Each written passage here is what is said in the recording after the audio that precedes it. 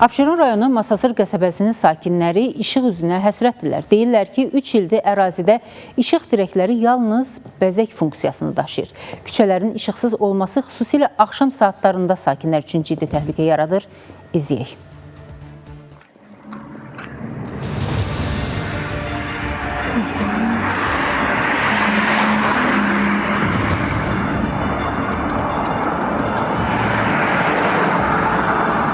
Bir il yarım olar ki, bu işıq dirəklər qoyulub. Amma qoyulamamış, bütün hamısı yanırdı. Amma bir müddətdən sonra bu tərəf heç yanmadı, bu Yoncalı istiqamət. Amma bu Qaçaqnəbi küçəsində bu Cantəpə istiqamətdə yanırdı.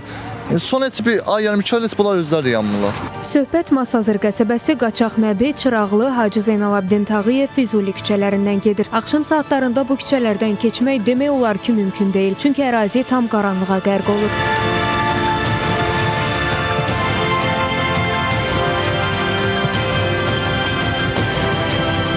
Qaranlıqda qızım, axşam işdən gəlirik, itlərdən qorxa-qorxa, telefon işığına. Buradan axıra qədər yollar gedir, bir dənə işıq yoxdur, qaranlıqda.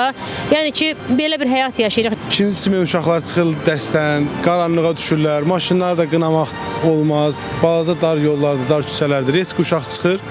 Hadisə baş verir. Əziyyət çəkirik, qaranlıq olur, telefon işığı ilə. Qabağımıza iti çıxır, körpə uşaq aparıb gətiririk. Sakinlər bildirir ki, məsələ ilə bağlı dəfələrlə Abşeron rayon icra hakimiyyətinə müraciət ediblər, amma nəticə yoxdur. Müraciət eləmişik, şikayət eləyirik, baxan yoxdur. Müraciət eləmişəm, qeydə alıblar, amma gəlməyiblər. Biz də məsələ ilə əlaqədar Abşeron rayon icra hakimiyyətinə müraciət etdik. Bildirildi ki, Masazır kəndindəki gecə işıqlarının bərpası ilə əlaqədar işlərin görülməsi planlaşdırılıb. Hazırda yol kənarlarındakı işıq sistemlərinin təhvil təslim prosesi həyata keçirilir. Gecə işıqlandırılması sistemlərinin rayon icra hakimiyyətinin balansına keçdikdən sonra işıqlandırılmanın bərpası və təmin edilməsi üçün vəsait nəzərdə tutulub. Fidan Səfər, Nadir Cəlilov, Space xəbər.